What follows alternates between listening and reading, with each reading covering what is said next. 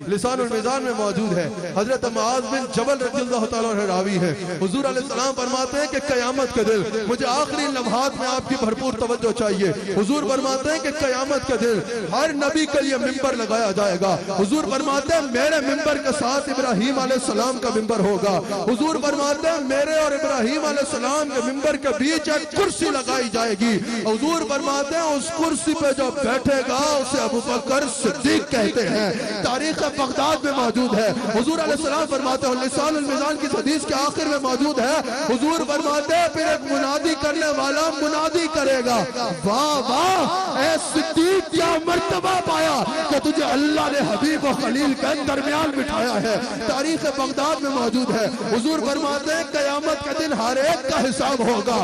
جو بغیر حساب کے جنت میں جائے گا اسے ابو بکر صدیق کہتے ہیں. تاریخ مدینہ و دمشق میں موجود ہے. حضور فرماتے ہیں قیامت کے دن ابو بکر ایسے شفاعت کرے گا جیسے نبی رسول شفاعت کریں گے. اے صحابی لیکن اللہ اس کو شفاعت پر ایسا اختیار عطا فرمائے گا. حضور فرماتے ہیں امام حاکم اس کو نقل کرتے ہیں. حضور فرماتے ہیں قیامت کے دن اللہ ہر ایک کے لیے تجلی فرمائے گا لیکن جس کے لیے اللہ خاص تجلی کرے گا اس کو ابو بکر صدیق کہتے ہیں. ترمذی میں موجود ہے. حضور فرماتے ہیں حوض کوثر پہ میرا رفیق ابو بکر ہوگا. ترمذی میں موجود ہے. حضور فرماتے ہیں ہر نبی کا جنت میں کوئی نہ کوئی رفیق ہوگا لیکن جو میرا جنت میں رفیق ہوگا اس کو ابو بکر صدیق کہتے ہیں. بخاری میں موجود ہے. حضور فرماتے ہیں ساری مخلوق کی نگاہیں رش بھری نگاہیں جنت کے دروازے دیکھ رہی ہوگی لیکن وہ جنت کے دروازے جسے دیکھ رہے ہوں گے اس کو ابو بکر صدیق کہتے ہیں.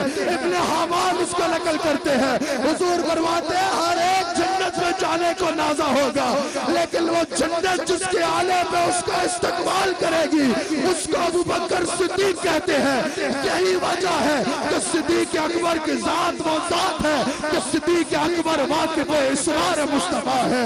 صدیق اکبر کشتہ دیدار مصطفیٰ ہے. صدیق اکبر ساکن مزار مصطفیٰ ہے. صدیق اکبر حاصل افکار مصطفیٰ ہے.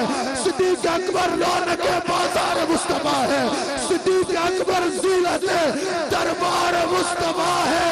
ہاں ہاں صدیق اکبر افضل البشر بعد از انبیاء ہے.